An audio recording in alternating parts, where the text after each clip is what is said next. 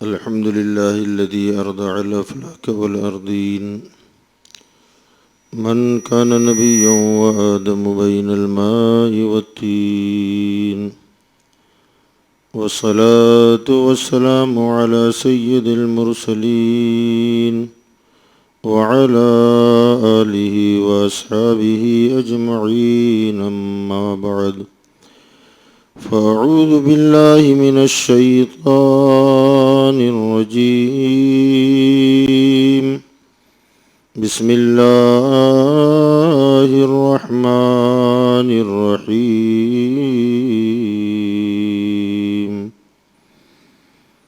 ولنبلونكم بشيء من الخوف والجوع ونقص من الأموال والأنفس والثمرات وبشر الصابرين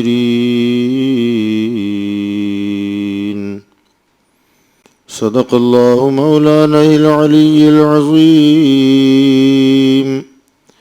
وبلغنا رسوله النبي الأمين المتين الكريم ونحن على ذلك لمن الشاهدين والشاكرين والحمد لله رب العالمين. معزز و محترم سامعین کرام، السلام علیکم ورحمۃ اللہ وبرکاتہ. آئیے ہم اور آپ مل کر سب سے پہلے آقا نامدار مدنی تاجدار انیس بے کساں چارساز درد منداں سیاح لامکاں جناب احمد مجتبیٰ و محمد مصطفیٰ صلی اللہ تعالی علیہ وآلہ وسلم کی بارگاہ بے کس پناہ میں اپنی غلامی کا ثبوت دیتے ہوئے بلند آواز سے درود شریف کا نذرانہ پیش کریں. اللہم صلی علی سیدنا و نبینا و مولانا محمد وعلی آل سیدنا و مولانا محمد و آلہ و اصحابہ وبارک وسلم صلاۃ و سلاما علیک یا سیدی یا رسول اللہ صلی اللہ تعالی علیہ وسلم. حضرت گرامی، گزشتہ کل یعنی 4 محرم الحرام بروز اتوار 1445 ہجری کی تقریر میں روانی میں میری زبان سے ایک لفظ نکلا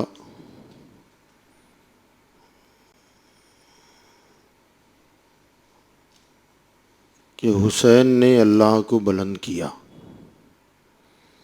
کہنا یوں چاہیے تھا کہ اللہ نے حسین کو بلند کیا، لیکن نکلا ہے روانی میں وہ، شاید آپ لوگوں کی توجہ نہیں ہوگی.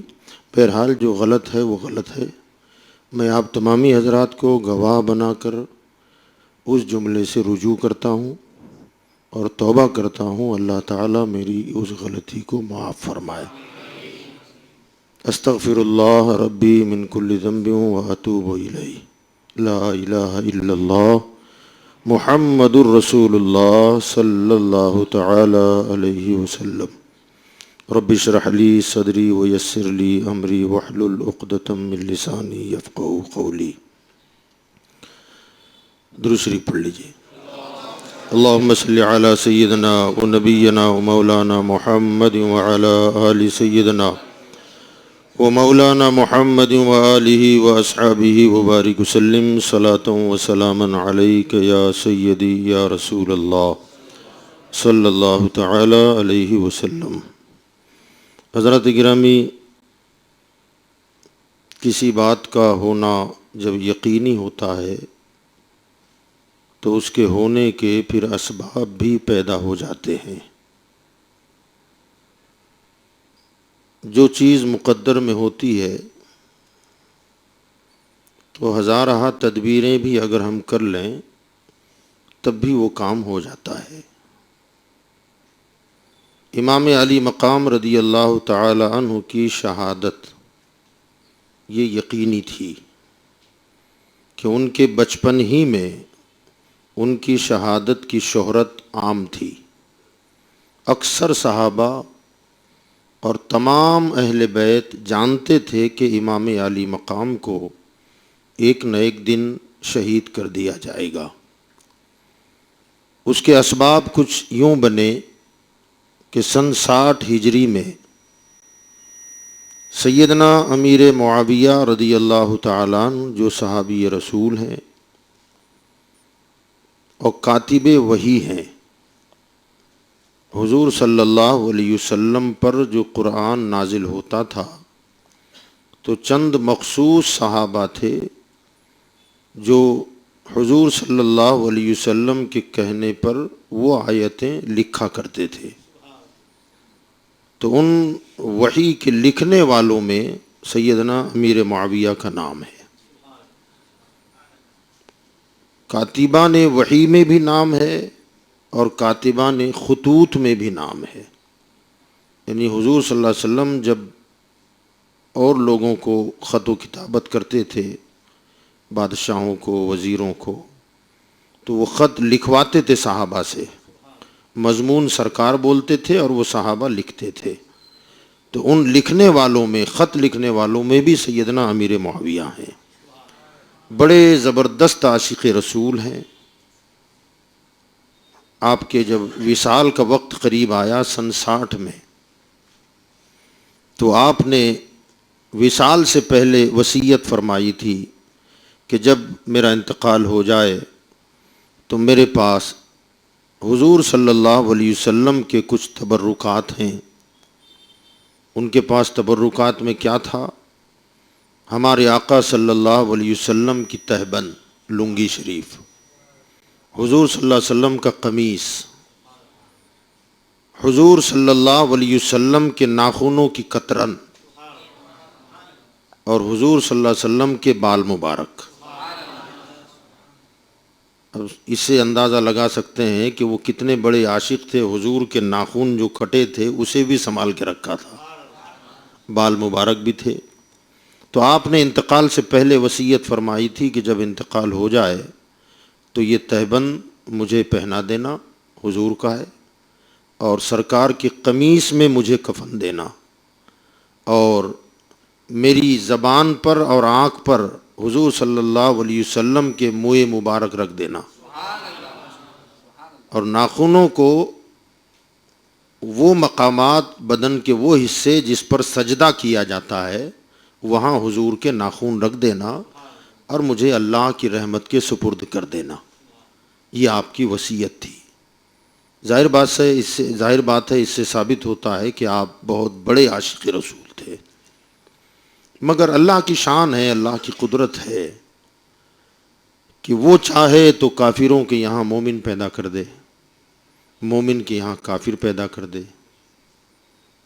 حتیٰ کہ حضرت نوح علیہ السلام جیسے اللہ کے پیغمبر نبی کے گھر میں کافر پیدا کر دیا۔ حضرت نوح علیہ السلام کا جو بیٹا تھا وہ کافر ہوا، ایمان باپ پر ایمان نہیں لایا۔ حضرت لوط علیہ السلام کی بیوی کافرہ تھی، دشمنوں کے ساتھ دیا، یہ اس کی شان ہے۔ آزر جو بت پرست تھا، بت گر تھا، بت بنا کے بیچتا تھا، بت پرستی بھی کرتا تھا، اس کے گھر میں جس نے پروان چڑھا، پرورش پائی، وہ حضرت ابراہیم خلیل اللہ ہیں۔ اللہ کی شان ہے۔ آزر جیسے کافر کے گھر میں اللہ نے جس بچے کو پرورش دلوائی وہ بت پرست کے گھر میں بت شکن پیدا ہو گیا۔ تو یہ اللہ کی شان ہے، اس کی قدرت ہے، اس کی حکمتوں کو وہی جاننے والا ہے۔ اسی طرح حضرت امیر معاویہ کے گھر میں، بلکہ ان کے صلب سے یزید جیسا بدبخت پیدا ہوا۔ امیر معاویہ لائق احترام ہیں، قابل عزت ہیں، ہم ان کے نام کے ساتھ رضی اللہ تعالی عنہ کہتے ہیں اور کہیں گے۔ صحابی رسول ہیں، اور حضور صلی اللہ علیہ وسلم کے نسبتی بھی ہیں. نسبتی سے مراد آپ کی بہن حضور کے نکاح میں ہے. سیدنا امیر معاویہ کے نکاح میں، حضور صلی اللہ علیہ وسلم کے نکاح میں سیدنا امیر معاویہ کی بہن رضی اللہ تعالیٰ عنہ ہیں، ام المومنین ہیں. بہرحال لیکن ان کے گھر میں یزید جیسا بدبخت شیطان صفت لڑکا پیدا ہوا. حضرت امیر معاویہ رضی اللہ تعالیٰ عنہ کا وصال سن 60 میں ہوا اور فوراً والد کے انتقال کے بعد یہ تخت نشین ہو گیا. اس کا کردار تو ایسے پہلے ہی بگڑا ہوا تھا، مگر عموماً ہوتا یہ ہے کہ بچے اپنے کردار اور اخلاق کو والدین سے چھپا کے رکھتے ہیں، غلطیاں کرتے ہیں تو چھپ چھپ کے کرتے ہیں. کافی لوگوں کو معلوم تھا کہ یہ بد کردار ہے، بد اخلاق ہے، نمازوں کا چھوڑنے والا ہے، شریعت و سنت پر اس کی کوئی عملداری نہیں ہے، عمل نہیں کرتا. امیر معاویہ کے انتقال کے بعد یہ تخت پر بیٹھا اور فوری طور پر اس نے شامیوں سے بیعت لینا شروع کیا کہ اب میرے والد کے بعد تخت میرے حوالے ہے، اب میں تمہارا خلیفہ ہوں، امیر المومنین مجھے مانے. شامیوں نے تقریباً اس کے ہاتھ پر بیعت کر لی. اسے ڈر تھا کہ اس راستے میں اگر کوئی رکاوٹ بن سکتا ہے تو دنیا اسلام میں چند نام ایسے ہیں جو میری راہ کے پتھر نہیں، بڑی بڑی چٹانیں ہیں. جب تک ان کو ہٹا نہیں دیا جاتا تب تک میرا راستہ ہموار نہیں ہو سکتا. ان بڑی چٹانوں میں خود بھی بڑے تھے اور بڑوں کے بیٹے بھی تھے. وہ ہیں سیدنا امام حسین رضی اللہ تعالیٰ عنہ. دوسرے ہیں حضرت سیدنا عبداللہ ابن زبیر رضی اللہ تعالیٰ عنہ. تیسرے ہیں حضرت سیدنا عبداللہ ابن عمر رضی اللہ تعالیٰ عنہ. ایک چوتھے ہیں حضرت سیدنا عبداللہ ابن عباس رضی اللہ تعالیٰ عنہ. یہ وہ بڑی بڑی ذوات قدسیہ تھیں جو یزید کے لیے رکاوٹ کا سبب بن سکتے تھے. اس نے فوری طور پر مدینہ منورہ میں جو گورنر تھے جن کا نام ہے ولید ابن عقبہ، ان کے نام اس نے خط لکھا اور اس میں یہ پیغام دیا کہ مدینہ والوں سے، حجاز والوں سے میری بیعت لی جائے اور اولین طور پر ان نفوس قدسیہ حضرت امام حسین، عبداللہ ابن زبیر، عبداللہ ابن عمر وغیرہ سے پہلی فرصت میں بیعت لی جائے، انہیں بالکل بھی موقع نہ دیا جائے. اور اسی خط میں امیر معاویہ کے انتقال کی خبر بھی اس نے لکھ دی. وہ خط وہاں پہنچا. پہلے تو ولید ابن عقبہ نے اس خط کو جب پڑھا تو بڑا گھبرا گیا، پریشان ہو گیا، کیونکہ ان سے بیعت لینا آسان کام نہیں تھا.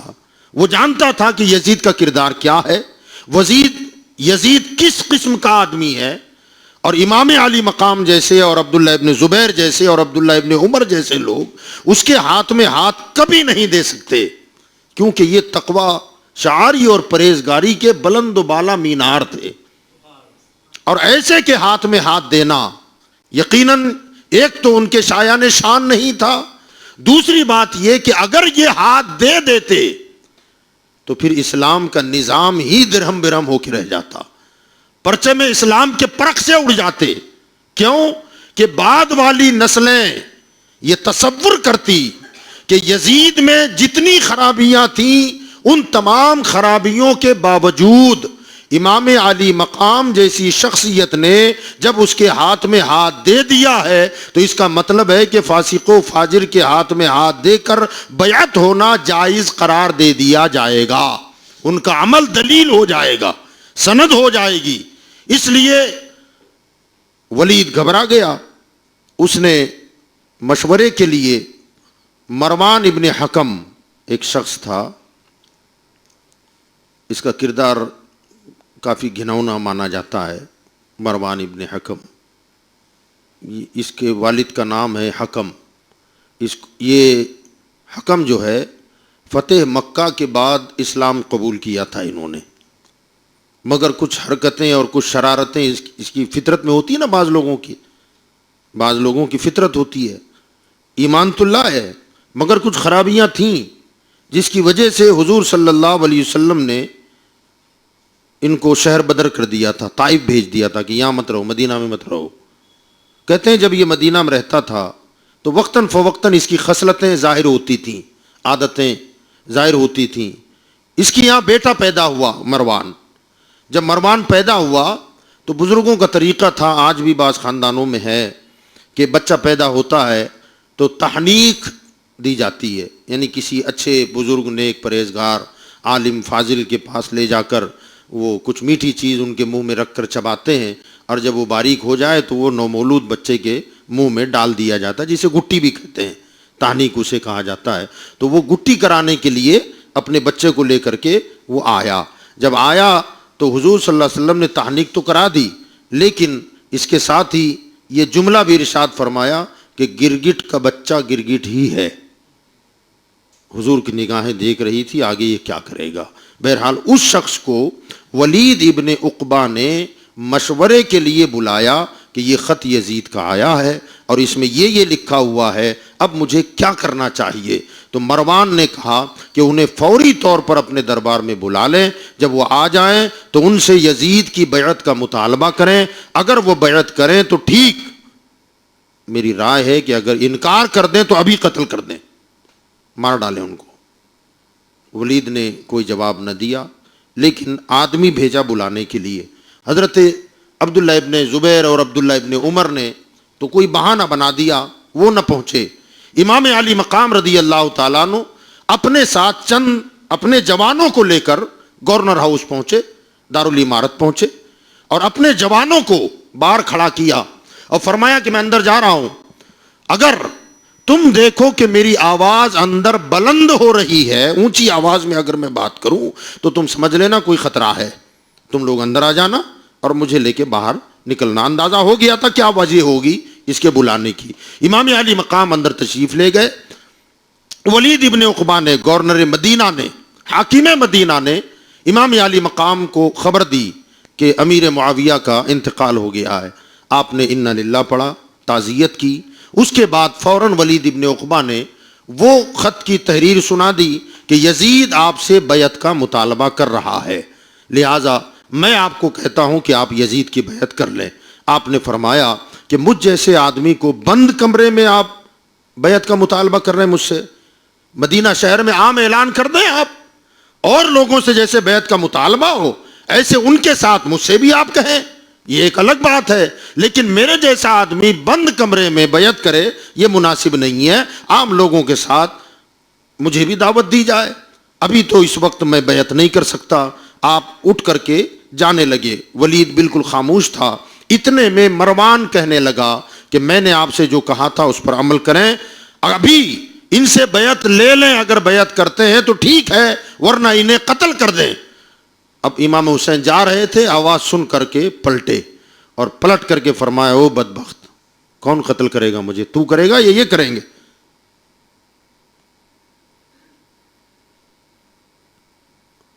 میں بیعت نہیں کروں گا، تمہاری طاقت ہے تو مجھے روک کے دکھاؤ، یہ کہا اور حضرت نکل گئے۔ جیسے ہی نکلے تو ولید ابن عقبہ سے اس نے کہا کہ بہت بڑی غلطی کر رہے ہو، ان پر قابو پانا اب آسان نہیں ہوگا، ابھی اگر قتل کر دیا جاتا تو سارا مسئلہ ہی حل ہو جاتا۔ ولید ابن عقبہ نے کہا کہ مروان کس بات کا مشورہ تو نے دیا، کیا بات کہہ رہا ہے تو؟ خدا کی قسم اگر پوری دنیا کی دولت بھی میرے قدموں میں ڈال دی جائے نا تب بھی میں فاطمہ کے بیٹے کے خون سے اپنے ہاتھوں کو آلودہ نہیں کر سکتا، کہ یہ میرے بس کا کام نہیں ہے۔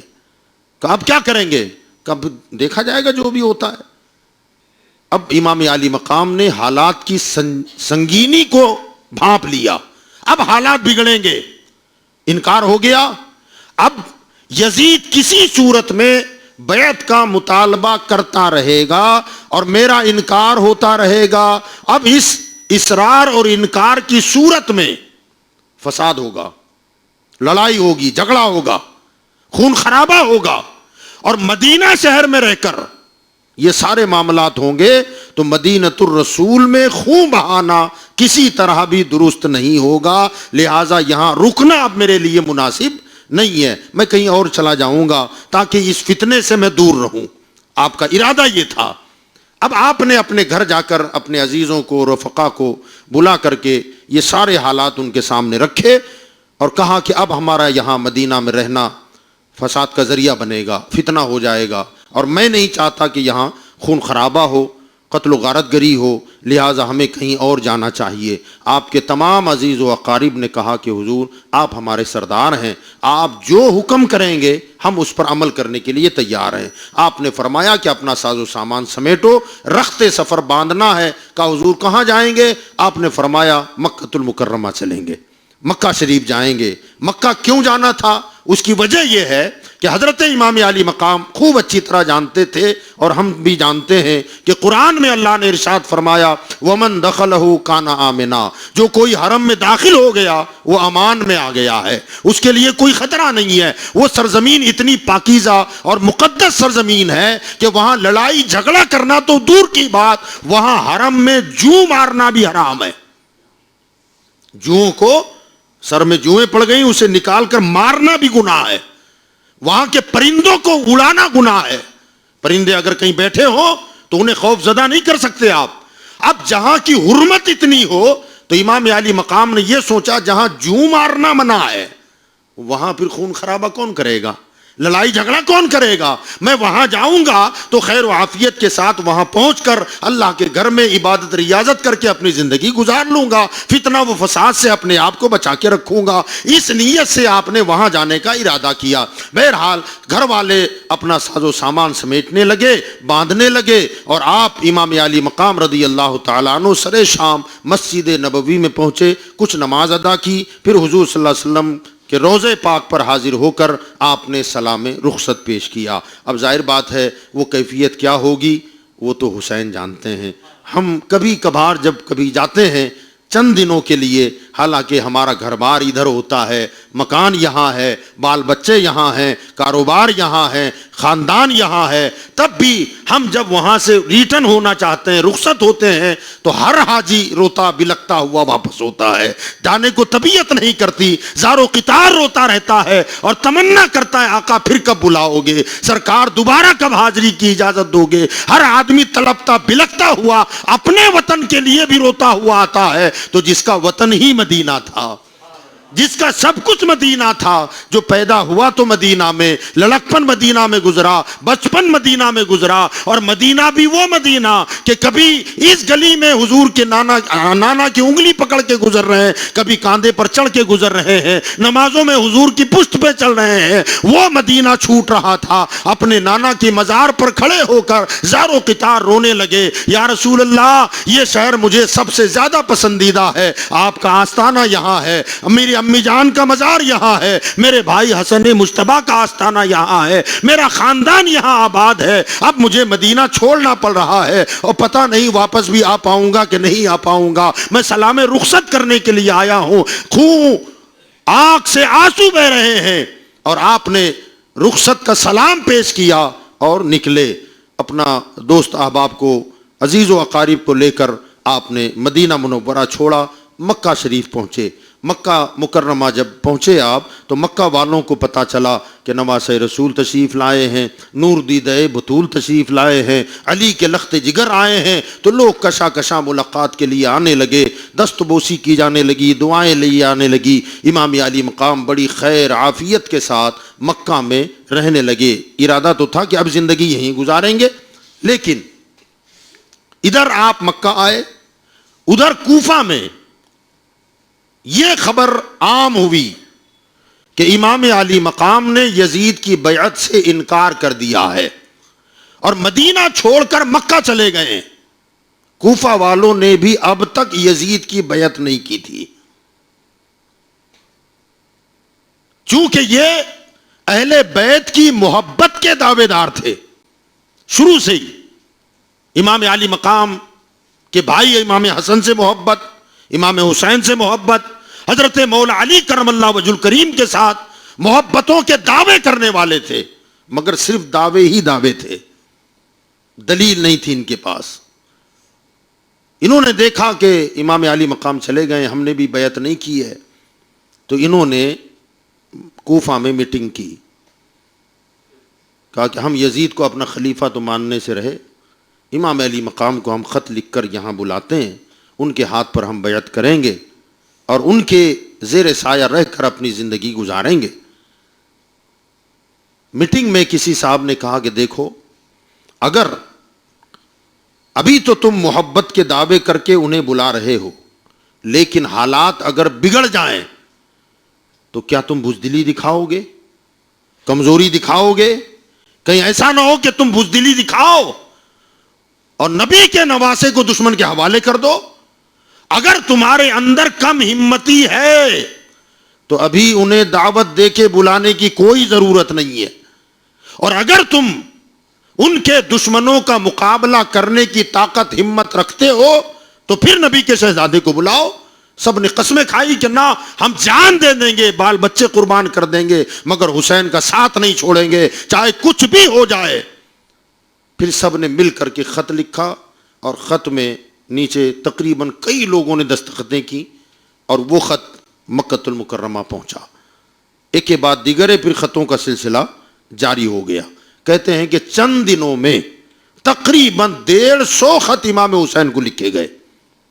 ظاہر بات ہے اس زمانے میں 150 خط کوئی معمولی بات نہیں ہے، موجودہ زمانے میں چھوٹی بات ہے یہ، اب تو میسیج کا زمانہ آ گیا، بٹن دبا دو اور ہزاروں لوگوں کے پاس پہنچ جاتا ہے۔ اس سے پہلے بھی خطوں کا جو سلسلہ تھا تو نقل و حمل کا جو دور تھا، پوسٹ آفس وغیرہ کے ذریعے سے خطوں کا آنا جانا ہوتا رہتا تھا، مگر اس زمانے میں قاصد بھیجے جاتے تھے۔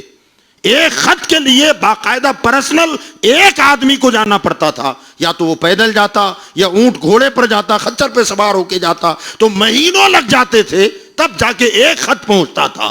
اب ذرا سوچے اس زمانے میں 150 خطوط امام علی مقام تک پہنچے تو یہ بڑی بات ہے۔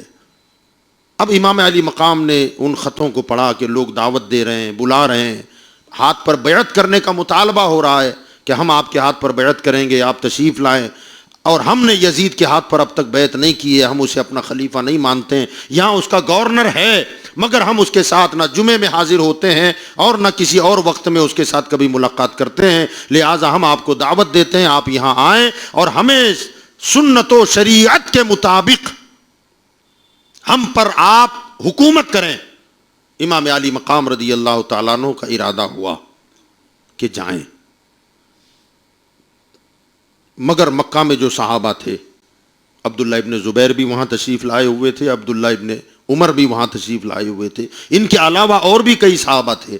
انہوں نے امام علی مقام رضی اللہ تعالیٰ عنہ کا جب ارادہ دیکھا تو یہ آئے اور انہوں نے کہا کہ حضور خدا کے لیے آپ کوفہ جانے کا ارادہ اپنے ذہن سے نکال دیں۔ کہا اتنے خط آئے ان کے، قسمیں کھا رہے ہیں، منت سماجت کر رہے ہیں، مجھے بلا رہے ہیں، جان مال قربان کرنے کی قسمیں کھا رہے ہیں، اور اگر اب بھی میں نہ گیا تو یہ بامر مجبوری یزید کے ہاتھ میں ہاتھ دے بیٹھیں گے، اور کل قیامت کے دن اگر یہ انہوں نے دعویٰ کر دیا رب کے دربار میں کہ مولا ہم تو چاہتے تھے کہ تیرے نبی کے نواسے کے ہاتھ میں ہاتھ دیں، مگر ہمارے بلانے پر بھی یہ نہیں آئے، اس لیے مجبوراً ہمیں یزید کے ہاتھ میں ہاتھ دینا پڑا اور نظام اسلام درہم برہم ہو گیا، اس کے ذمہ دار ہم نہیں حسین ہے، تو میں کیا جواب دوں گا اللہ کے دربار میں؟ یہ فکر آخرت تھی، آخرت کا خیال تھا۔ صحابہ کرام نے کہا حضرت جو بھی ہے، مگر ہم جانتے ہیں، آپ بھی جانتے ہیں، انہوں نے آپ کے والد کے ساتھ بھی دھوکہ کیا ہے، اس کی پوری تاریخ ہے، امام حسن مجتبیٰ کے ساتھ بھی دھوکہ کیا ہے، اب آپ کی باری ہے، کہیں ایسا نہ ہو کہ یہ آپ کو تنہا چھوڑ دیں۔ امام علی مقام نے فرمایا کوئی شرعی عذر ہو تو پیش کرو یار، میں شریعت کی نظر، شریعت کی روشنی میں اب میں بالکل مجبور ہو چکا ہوں، کیونکہ ان کے پاس عذر ہے، دعوت دے رہے ہیں، اگر اب بھی میں نہ جاؤں تو ظاہر بات ہے وہ مجبوراً انہیں یزید کے ساتھ ہونا پڑے گا، اس کے ہاتھ میں ہاتھ دینا پڑے گا، اور اس کی ذمہ داری میرے سر آئے گی۔ تو کہا اب کوئی بیچ کا راستہ نکالنا ہوگا۔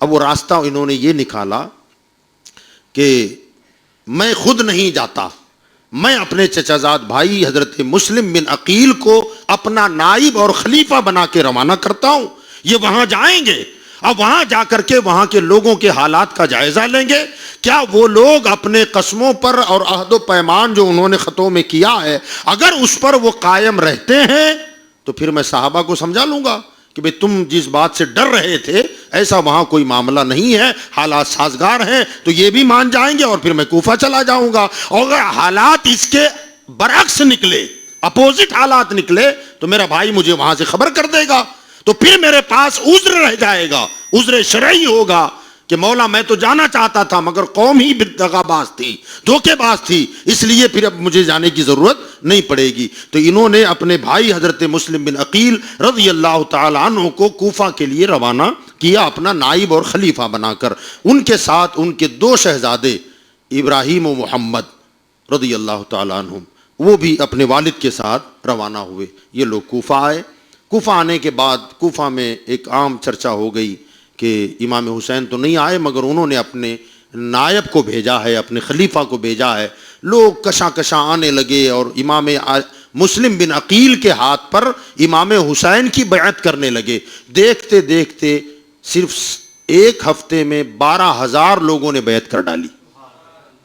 مسلسل صبح دعوت، شام دعوت، ناشتے میں دعوت، صبح دعوت، دوپہر میں دعوت، شام کو دعوت، یہ سلسلہ چلنے لگا. اور بڑی امنگوں کے ساتھ، بڑے جوش کے ساتھ، بڑی محبتوں کے ساتھ حضرت کے ساتھ پیش آنے لگے اور لگاتار بیعتوں کا سلسلہ جاری رہا، یہاں تک کہ تقریباً 40,000 کوفیوں نے امام علی مقام کی بیعت کر ڈالی. اب آپ خوش ہو گئے؟ کہا وہ صحابہ خامخواہ خدشہ کر رہے تھے، ڈر رہے تھے. آپ نے خوشی میں آ کر امام حسین کو خط لکھا کہ حضور والا یہاں کے لوگ تو بڑے اچھے ہیں، بڑے محبتی ہیں اور بہت محبتوں کے ساتھ پیش آ رہے ہیں. جب آپ کے نائب کے ساتھ یہ محبتوں کا سلوک ہے تو جب آپ خود آئیں گے تو آپ کے ساتھ پتہ نہیں ان کا کیا رویہ رہے گا، ان کی محبتوں کا عالم دیدنی ہوگا. لہٰذا آپ میرا خط ملتے ہی فوراً اپنے بال بچوں سمیت کوفہ تشریف لائیں. ادھر سے خالد نکلا اور ادھر وہاں کے جو گورنر تھے اس وقت وہ صحابی رسول تھے، ان کا نام ہے نعمان ابن بشیر. نعمان ابن بشیر رضی اللہ تعالی عنہ کو جب اطلاع ملی کہ حالات ایسے ہو رہے ہیں اور بیعت لی جا رہی ہے تو گویا ایک طرح سے یزید اس کام کو اپنی حکومت کے خلاف بغاوت سمجھے گا. اب اگر اس کو پتا چلے گا تو یہاں جو خون خرابہ ہوگا وہ بہت بھیانک ہوگا، دردناک ہوگا. لہٰذا نعمان ابن بشیر نے لوگوں کو جامع مسجد کوفہ کی اس میں بلایا اور بلا کر کے خطبہ پیش کیا. کہا لوگو تم لوگ جو کچھ کر رہے ہو نا یہ بہت خطرناک چیز ہے، اگر یزید کو پتہ چل جائے گا تو بہت حالات بگڑ جائیں گے، لہٰذا کوئی قدم اٹھاؤ تو سوچ سمجھ کے اٹھانا. اتنا کہہ کے آپ ممبر سے اتر رہے تھے. اب ظاہر بات ہے پورے کوفہ میں سب کے سب امام علی مقام کے چاہنے والے تو نہیں تھے، کچھ یزید کے حامی بھی تھے. ان میں سے کسی شخص نے اٹھ کر کے کہا کہ گورنر صاحب آپ یا تو بزدلی دکھا رہے ہیں یا آپ ان کے خلاف کوئی قدم نہیں اٹھانا چاہتے، آخر بات کیا ہے؟ تو آپ نے یہ جواب دیا کہ بھئی کچھ بھی ہو میں اہل بیت کے خلاف کوئی قدم اٹھانے کے لیے تیار نہیں ہوں. ان لوگوں نے باقاعدہ جمعے کے بعد یزید کو خط لکھا، یہاں کے سارے حالات اسے پہنچا دیے کہ اگر اس طرف فوری توجہ نہ دی جائے تو کوفہ تمہارے ہاتھ سے سمجھو نکل گیا، اور جب کوفہ نکلے گا تو بصرہ بھی چلا جائے گا، بصرہ گیا تو پورا عراق جائے گا، حجاز ابھی بھی تیرے ہاتھ میں نہیں ہے، اور دھیرے دھیرے یہ معاملہ آگے بڑھے گا تو پھر تیری تخت و تاج کی دھجیاں اڑ جائے گی. لہٰذا ابھی ایکشن لو، وقت ہے. اب جیسے یہ خط وہاں پہنچا ملک شام، یزید پریشان ہو گیا. اس نے ایمرجنسی میٹنگ بلائی اور اپنے حواریوں کو بلایا اور وہاں کے حالات کے بارے میں بتایا یہ خط آیا ہوا ہے کیا کیا جائے. تو اس کے حامیوں نے اسے کہا کہ کسی سخت گیر آدمی کو جو سخت مزاج ہو، کسی کی پرواہ نہ کرتا ہو، ایسے آدمی کو وہاں کا گورنر مقرر کیا جائے. نعمان ابن بشیر کو معزول کر دیا جائے، انہیں برخاست کیا جائے اور کسی سخت گیر آدمی کو گورنر بنایا جائے تاکہ وہاں کے بگڑے ہوئے حالات پر وہ اچھی طرح قابو پا سکے، ورنہ پھر کوفہ ہاتھ سے نکل جائے گا. انہوں نے غور کیا کہ ایسا آدمی کون ہے جو سخت گیر ہو، کسی کی پرواہ نہ کرتا ہو. تو ان کی نظر پڑی عبید اللہ ابن زیاد پر. یہ ابن زیاد بصرہ کا گورنر تھا. یزید نے اسے وہاں کا گورنر بھی بنا دیا، گورنر کا عہدہ کا خط اس کو لکھ کر کے دیا اور نعمان ابن بشیر کی معزولی کا بھی خط دیا اور باقاعدہ اسے اختیار اتنا دیا کہ عبید اللہ جو کر سکتا ہے وہ کر لے، حالات بگڑنے مت دینا، میری حکومت قائم رہنا چاہیے۔ عبید اللہ ابن زیاد بڑا خونخوار آدمی تھا، سخت دل آدمی تھا، یہ فوراً بصرہ میں اپنے بھائی کو اپنا نائب مقرر کر کے اپنے ساتھ کچھ لوگوں کو لے کر کوفہ کے لیے روانہ ہو گیا۔ جب کوفہ کے لیے روانہ ہوا، اسے معلوم تھا کہ مسلم بن عقیل نے امام حسین کو خط لکھا ہوا ہے، ان قریب وہ بھی آنے والے ہیں اور کوفہ والے امام حسین کا انتظار کر رہے ہیں، لہٰذا اپنے ساتھ کافی لوگوں کو لے کے نکلا تو تھا بصرہ سے، لیکن قادسیہ کے مقام پر آنے کے بعد اس نے اپنے ساتھیوں کو وہیں روک دیا، کہا تم دوسرے راستے سے کوفہ آنا، اور خود اپنے ساتھ 20 سواروں کو لے کر وہاں سے تھوڑا راستہ موڑ کر کے اس طرف نکلا جو راستہ مکہ سے کوفہ آتا تھا، اس راستے پر آیا اور اپنے ساتھیوں کو لے کر حجازی لباس، گھوڑوں پر سوار نہ ہو کر اونٹ پر سوار ہوا، کیونکہ حجاز والے اونٹ کا سفر زیادہ پسند کرتے تھے، اونٹ پر سوار ہو کر وہ کوفہ میں داخل ہوا۔ کوفہ میں اس وقت داخل ہوا جو ٹائم تھا مغرب اور عشاء کے درمیان کا، یعنی نہ لوگ سوئے تھے نہ روشنی تھی، اندھیرا بھی ہو، اور آسانی کے ساتھ میں کوفہ شہر میں داخل ہو جاؤں، کیونکہ انتظار کر رہے ہیں امام حسین کا۔ اگر ان کو بھنک لگ گئی کہ حسین نہیں ابن زیاد ہے تو یہ مجھے اندر داخل ہونے سے پہلے مار ڈالیں گے، اور امام حسین کے انتظار میں ہے۔ اگر حجازی لباس میں آؤں گا، کچھ اندھیرے میں آؤں گا تو میں بحفاظت، لوگ سمجھیں گے حسین آئے ہیں اور میں آسانی سے اپنے گورنر ہاؤس میں چلا جاؤں گا، یہی مقصد تھا۔ دوسرا مقصد تھا کہ اس طریقے سے میں داخل ہوں گا تو لوگوں میں شور ہوگا، امام حسین آ گئے تو لوگ جمع ہو جائیں گے، نعرے لگیں گے، مرحبا اہلا و سہلا لگے گا، تو مجھے آسانی کے ساتھ دیکھنے کا موقع ملے گا کہ اس میں آگے آگے پیش کون ہے، لیڈر کون ہے، اس کا اندازہ لگے گا، تاکہ اگلا اسٹیپ لینے میں میرے لیے آسانی ہو جائے۔ اس طریقے سے وہ حجازی راستے سے کوفہ میں داخل ہوا۔ چند لوگوں نے دیکھا، وہ سمجھے کہ امام علی مقام آ رہے ہیں، انہوں نے نعرہ مسرت بلند کرنا شروع کر دیا، مرحبا یا ابن رسول اللہ کے نعرے لگنے لگے۔ نعروں کی آواز سن کر لوگ گھروں سے بھی نکل کر آئے، یہاں تک کہ جلوس کی شکل بن گئی اور یہ آگے بڑھتا چلا گیا۔ اب جدھر جانا چاہیے تھا ادھر نہ جا کر یہ جو چھوٹا سا جلوس تھا، یہ اونٹ پر جتنے لوگ سوار تھے 20 آدمی تھے، ان کا رخ گورنر ہاؤس کی طرف ہو گیا۔ تو لوگ سوچنے لگے کہ امام حسین گورنر کی ہاؤس میں کیوں جا رہے ہیں؟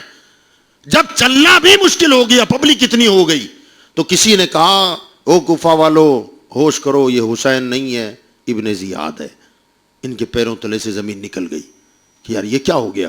اب یہ سیدھے گورنر ہاؤس میں پہنچا اور پہنچ کر اس نے سب سے پہلے نعمان ابن بشیر رضی اللہ تعالیٰ عنہ کو معزولی کا خط دیا، کہ آج کے بعد ابھی سے میں یہاں کا گورنر ہوں، آپ نہیں ہیں، لہٰذا آپ معزول ہو گئے۔ انہوں نے کہا اللہ کا شکر ہے، اللہ نے مجھے آنے والے فتنے سے بچا لیا ہے، لہٰذا انہوں نے تو اللہ کا شکر ادا کیا۔ اس نے پہلی فرصت میں کوفہ کے بڑے بڑے قبیلوں کے جو سردار تھے، لیڈر تھے، ان کو گورنر ہاؤس میں بلا لیا، اور سب کو بلا کر کے پہلے تو انہیں ڈرایا، دھمکایا، اور کہا کہ ابھی تو میں اتنے لوگ لے کے آیا ہوں، بہت جلدی یزید کی فوج ہزاروں کی تعداد میں ملک شام سے آ رہی ہے، اگر تم نے یزید کے خلاف بغاوت میں ذرہ برابر بھی حصہ لیا تو یاد رکھو میں تمہیں قتل کر کے تمہارے دروازے پر ہی لٹکا دوں گا، اور جو لوگ حکومت سے وفاداری کریں گے میں ان کے ساتھ بھلائی کروں گا، اور جو یزید کے خلاف بغاوت میں حصہ لے گا اس کی جان بھی ہمارے لیے حلال، اس کا مال بھی حلال، اور اس کے بال بچوں کو بھی قتل کر دیا جائے گا، کسی کو نہیں چھوڑا جائے گا۔ لوگ عبید اللہ کو جانتے تھے کہ یہ کتنا سخت مزاج آدمی ہے، لہٰذا ان کو تو اس نے نظر بند کر دیا۔ اب جب نظر بند کر دیا گیا تو اس کے بعد ہوا یہ کہ حالات خوف زدہ ہو گئے، وہاں کا ماحول دہشت میں آ گیا، لوگ ڈرے ڈرے سے رہنے لگے، سہمے رہنے لگے، کیونکہ ہر قبیلے کا سردار اس کے قبضے میں ہے، لیڈر اس کے قبضے میں ہے۔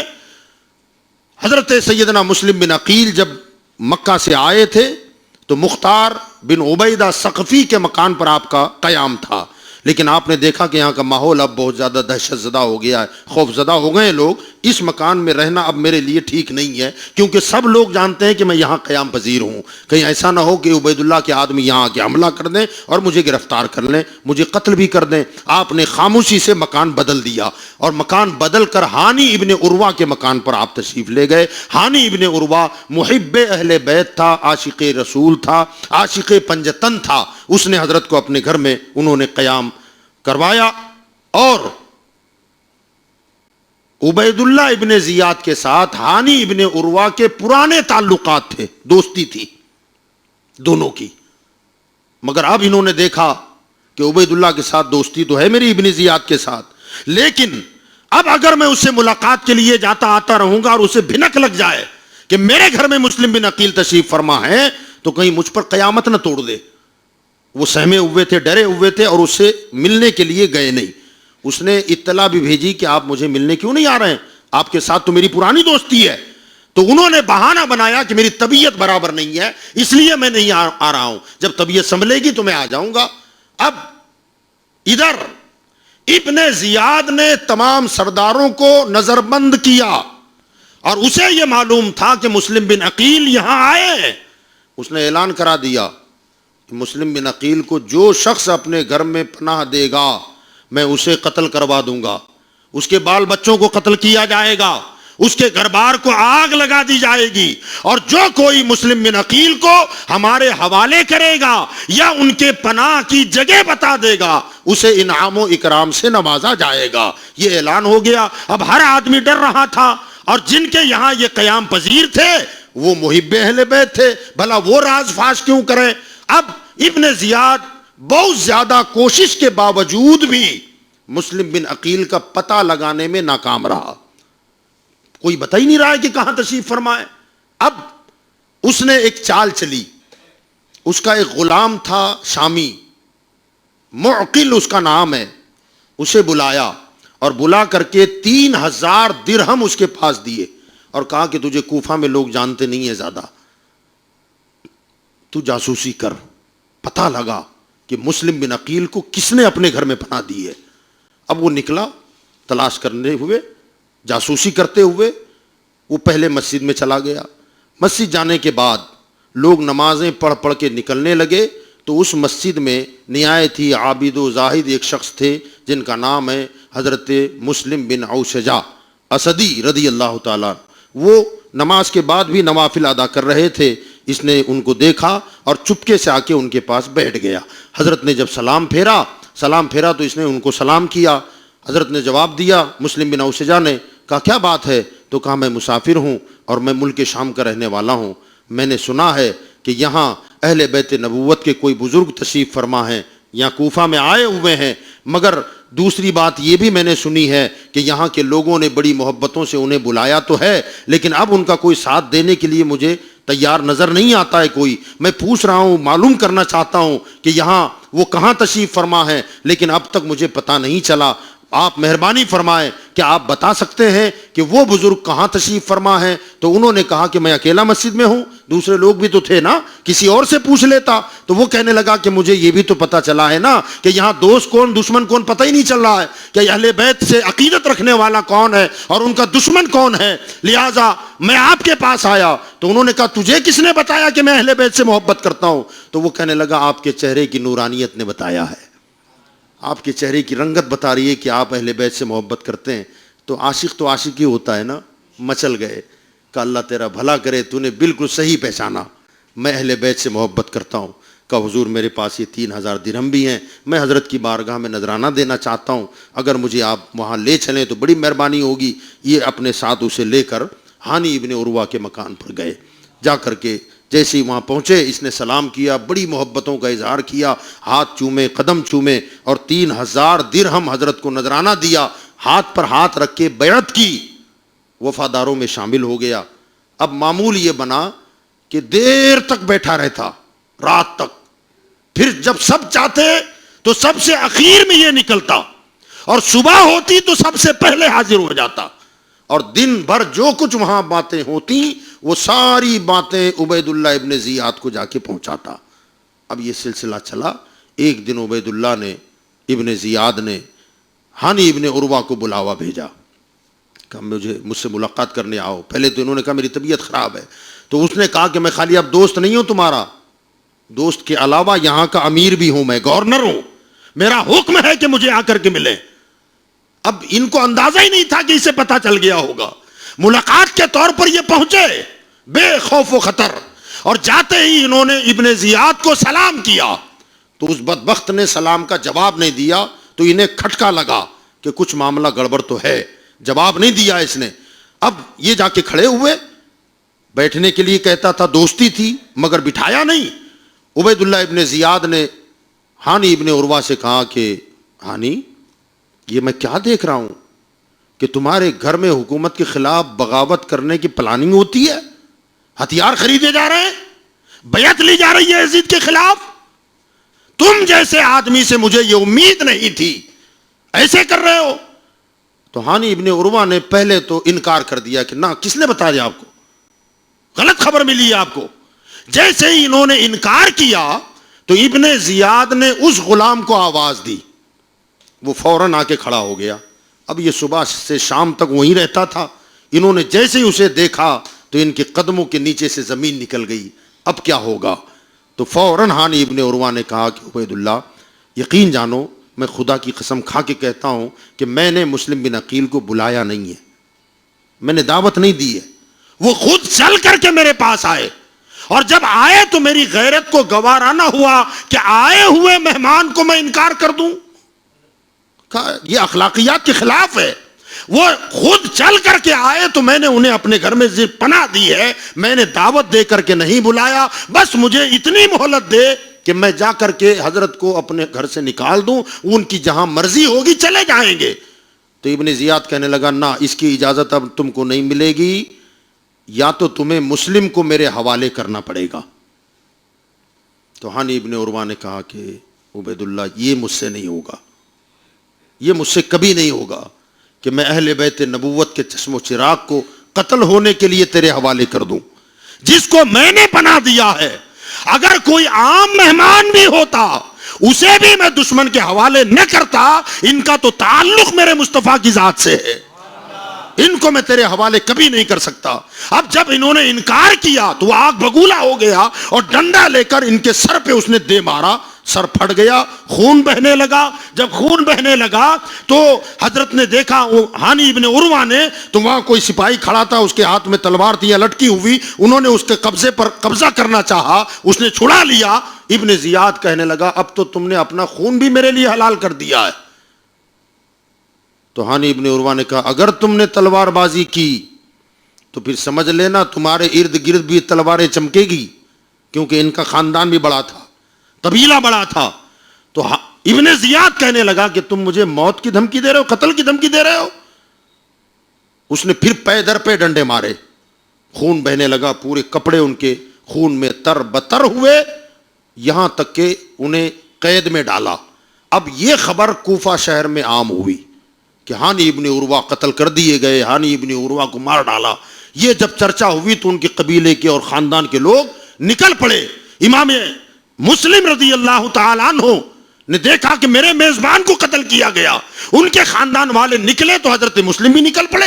اب جب حضرت مسلم اور ان کے قبیلے کے لوگ نکلے تو کوفہ میں چرچا ہو گیا کہ ہانی ابن عروہ کو قتل کیا گیا، ان کے خاندان اور قبیلے والے بدلہ لینے کے لیے جا رہے ہیں. تو دیکھتے ہی دیکھتے گورنر ہاؤس کے دروازے پر تقریباً 40,000 کا لشکر جمع ہو گیا. وہ وقت ایسا وقت تھا کہ اگر مسلم بن عقیل اشارہ کرتے نا تو گورنر ہاؤس کی اینٹ سے اینٹ بچ جاتی، ابن زیاد کو چھپنے کی جگہ نہ ملتی، اور یہ سیلاب بڑھتا تو ملک شام کا تخت و تاج بھی بہہ جاتا. مگر اس وقت بھی آپ نے عدل و انصاف کا دامن نہیں چھوڑا.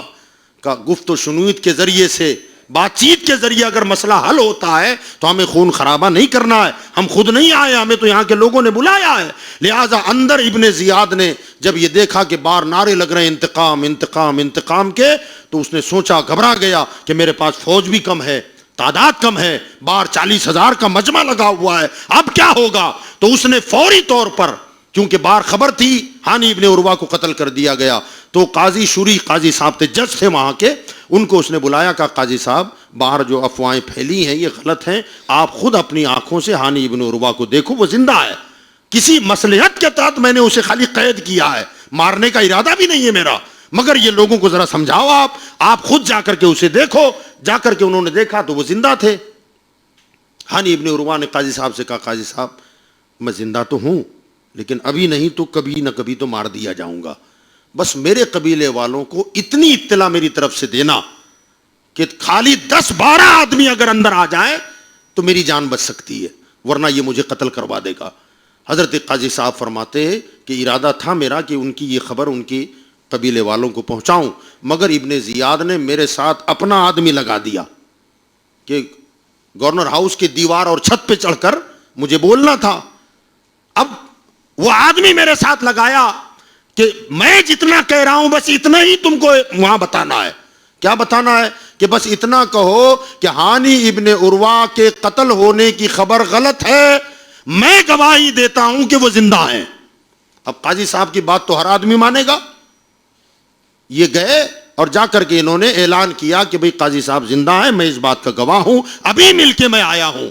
کہتے ہیں کہ اگر وہ شیطان میرے ساتھ نہ ہوتا تو میں یقیناً ان کی خبر وہاں پہنچا دیتا, مگر میں پہنچا نہ سکا. اب جیسے ہی انہوں نے کہا کہ وہ زندہ ہے تو ان کے اپنے رشتہ دار جو تھے نا ہانی ابن عروہ کے, انہوں نے کہا جب ہمارے سردار زندہ ہیں تو پھر ہم لڑنا تھوڑی چاہتے ہیں. وہ لوگ نکلنے لگے. اب اس کی قید میں جو کوفہ کے دوسرے سرداران, دوسرے لیڈران جو قید میں تھے, ان کو اس نے دھمکیاں دینا شروع کیا کہ دیکھو تمہارے بھی خاندان کے لوگ ہیں, تمہارے قبیلے کے بھی لوگ ہیں, اگر تم زندہ رہنا چاہتے ہو تو فوری طور پر دیوار پر چڑھ کر اس کی چھت پر جا کر اپنے اپنے قبیلے کے لوگوں کو یہاں سے روانہ کر دو, ورنہ اگر وہ حملہ کر بھی دیں گے, اگرچہ یہ قلعہ ان کے ہاتھ جائے گا, مگر ان کے اندر آنے تک تو میں تم سب کو قتل کر ہی دوں گا.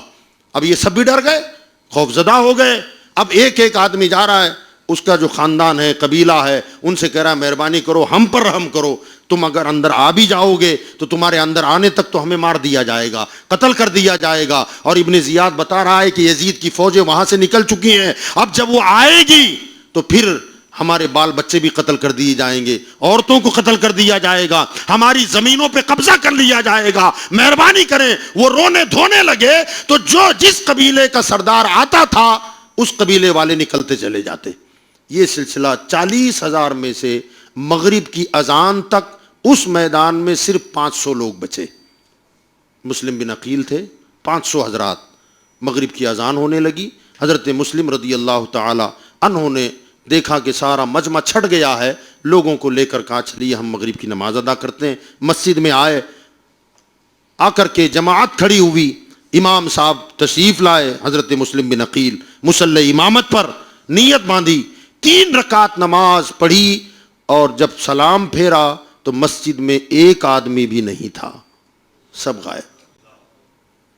ایک مسافر, وہ بھی اتنے اونچے خاندان کا, خود نہ آیا, بلایا گیا, قسمیں دے دے کے بلایا گیا, منت سماجت کر کے بلایا گیا, اتنی مہمان نوازیاں کی, مگر ذرا سا کیا پریشر آیا تو سب نے ساتھ چھوڑ دیا. اب یہ پریشان ہو گئے کہ اب میں کہاں جاؤں. آپ مغرب کی نماز کے بعد اندھیرا بڑھتا جا رہا ہے, آپ باہر نکلے, ادھر ادھر دیکھا تو کوفہ کے تقریباً سارے گھروں کے دروازے بند.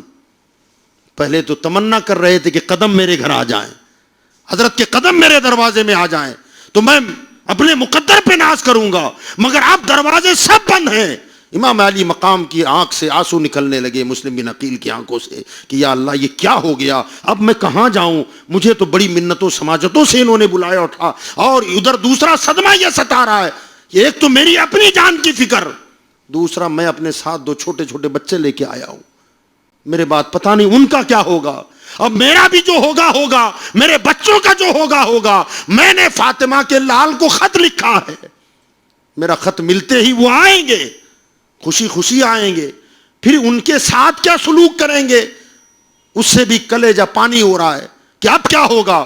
آپ اسی سوچ میں آگے چلتے گئے, بڑھتے گئے. ایک گلی میں آپ داخل ہوئے تو آپ نے دیکھا سارے دروازے تو بند تھے, ایک دروازہ کھلا تھا اور وہاں اس دروازے میں عورت بیٹھی ہوئی ہے. آپ وہاں تشریف لے گئے, کھڑے ہو گئے. سلام کیا، عورت نے سلام کا جواب دیا، پوچھا کیا بات ہے؟ تو حضرت نے فرمایا مجھے پانی ملے گا؟ اس خاتون نے کہا ٹھیک ہے پانی پلا دیتی ہوں۔ وہ گئی اندر، پانی بھر کے لائی، حضرت کو پیش کیا، حضرت نے وہیں بیٹھ کر کے پانی پیا اور برتن واپس دیا۔ وہ عورت برتن رکھنے کے لیے اندر گئی، واپس آئی تو حضرت وہیں بیٹھے ہوئے تھے۔ تو اس نے کہا کہ او انجان اجنبی، تیرے جیسے آدمی کا یہاں میرے دروازے پر بیٹھنا مناسب نہیں ہے۔ تم نے پانی مانگا، میں نے پانی دے دیا، تم نے پانی پی لیا، اب اپنے گھر جاؤ، اپنے ٹھکانے پر جاؤ، یہاں کیوں رکے ہو؟ اتنا سننا تھا، حضرت مسلم بن عقیل رونے لگ گئے۔ کہا مائی میرا اپنا کوئی گھر نہیں ہے، میری اپنی کوئی منزل نہیں ہے، میرا کوئی ٹھکانہ نہیں ہے، میں جاؤں تو کہاں جاؤں، میں مسافر آدمی ہوں۔ کہا تم کو ہو کون؟ تو آپ نے فرمایا کہ میرا نام مسلم بن عقیل ہے اور میں خاندان رسالت کا چشم و چراغ ہوں، اللہ کے رسول صلی اللہ علیہ وسلم کے چاچا کے بیٹے کا بیٹا ہوں۔ اتنا سننا تھا کہ اس عورت نے کہا آپ مسلم بن عقیل ہیں؟ کہا اللہ اکبر، ان ظالموں نے کیا سلوک تمہارے ساتھ کیا ہے؟ کہا مائی اگر تو مجھے پناہ دے دے تو انشاءاللہ میں اپنی زندگی میں اس پناہ کا بدلہ چکا دوں گا، اور اگر میں نہ چکا سکا تو انشاءاللہ قیامت کے دن اللہ کے رسول سے اس کا بدلہ دلا دوں گا۔ اس عورت نے کہا آپ تشریف لائیں، اندر بلا لیا، ایک کمرے میں بستر لگایا، حضرت کو اندر بٹھایا، کھانا لے کر کے آئی۔ مگر ظاہر بات ہے جس کے سر پہ اتنے بڑے بڑے پہاڑ ٹوٹے ہوں غموں کے، صدموں کے، وہ کھانا کیا کھائے گا؟ کھانے سے انکار کر دیا حضرت نے۔ اب یہ عورت دراصل سب کے دروازے بند تھے اور اس کا کھلا ہوا تھا، یہ اپنے بیٹے کا انتظار کر رہی تھی۔ رات دیر سے اس کا بیٹا آیا، اس کا بیٹا بدماش قسم کا آدمی تھا، آوارہ قسم کا تھا۔ یہ گھر میں آیا، ماں نے کھانا دیا، اس نے کھانا کھایا۔ کھانا کھانے کے بعد اس نے دیکھا کہ ماں بار بار اس کمرے میں جا رہی ہے، تو ماں سے پوچھا ماں اس کمرے میں کیوں جا رہی ہے بار بار؟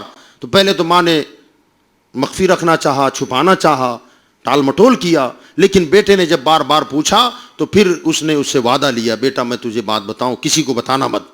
تو کہا بات کیا ہے؟ کہا کسی کو نہیں بتاؤں گا، بتاؤ مجھے کیا بات ہے؟ تو کہا الحمدللہ ہمارا مقدر آج بیدار ہوا ہے، اللہ کا شکر ہے کہ علی المرتضیٰ کے بھتیجے ہمارے گھر میں ہیں، اللہ کے رسول کے خاندان کے لوگ مسلم بن عقیل ہمارے گھر میں ہیں۔ کہا اچھا یہاں ہیں؟ ادھر اعلان سنا تھا انعام کا، اور تھا آوارہ قسم کا، اس کو رات گزارنی مشکل ہو گئی، رات جو تو کر کے گزارا، صبح ہوتے ہی سیدھے گورنر ہاؤس پہنچا اور جا کر کے خبر دی کہ مسلم بن عقیل کا پتہ میں بتاؤں گا، مجھے انعام ملے گا۔ یہ خبر اندر گئی تو کہا انعام ملے گا، کون ہے؟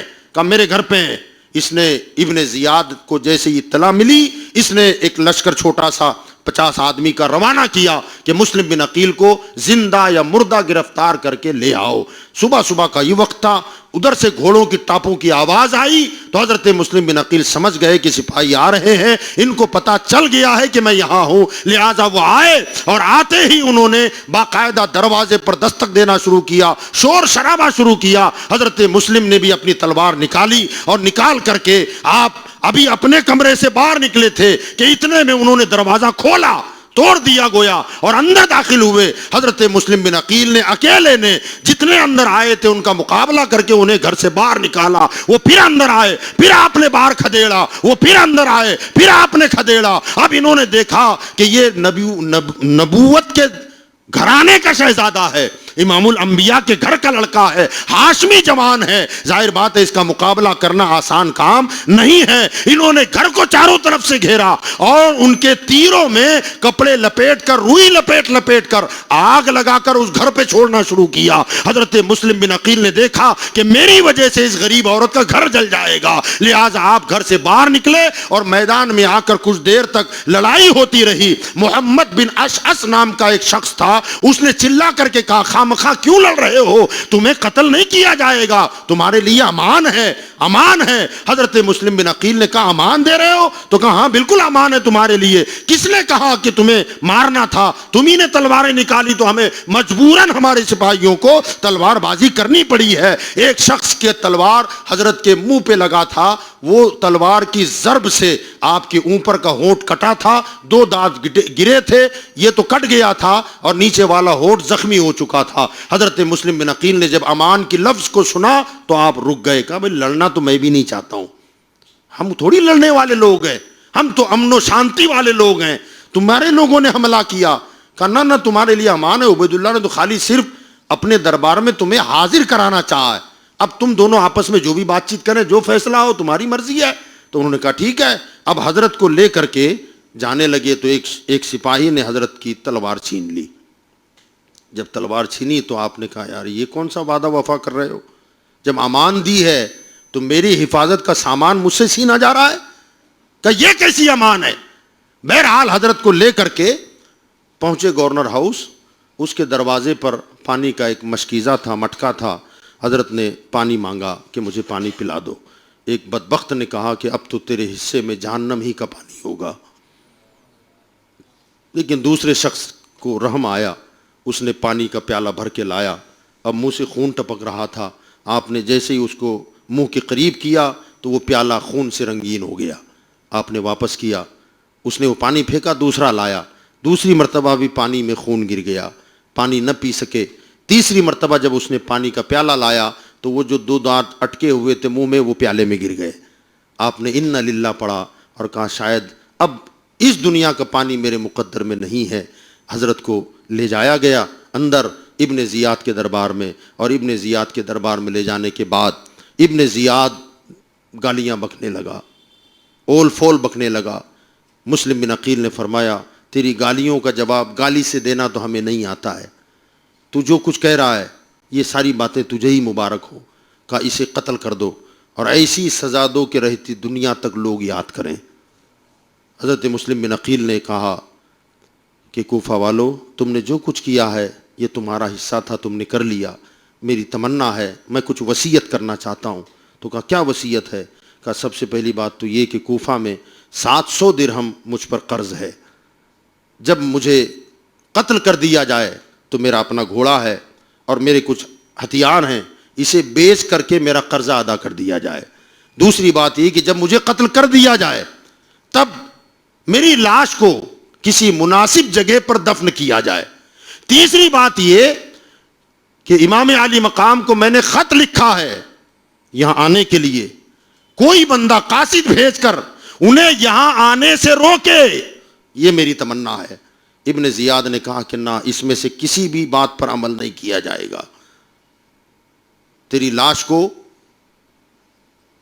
ہم دفن کرنے کی اجازت نہیں دیں گے. لہذا حضرت مسلم بن عقیل کو گورنر ہاؤس کی چھت پر لے جایا گیا اور وہاں لے جا کر آپ کے سر کو تن سے جدا کر دیا گیا. گورنر ہاؤس کی چھت سے آپ کے لاشے کو زمین پر پھینکا گیا, ہڈیاں چور چور ہو گئیں. انا للہ و انا الیہ راجعون. اس طریقے سے اپنے عظیم اور مقدس مہمان کو بلا کر کے ظالموں نے ظالم کے ہاتھ میں چھوڑ دیا. اللہ تعالیٰ شہدائے کرام کی قبروں پر رحمت و نور کی بارشیں نازل فرمائے. اگلی بات انشاءاللہ کل ہوگی. اللہ ہم سب کو عمل کی توفیق عطا فرمائے.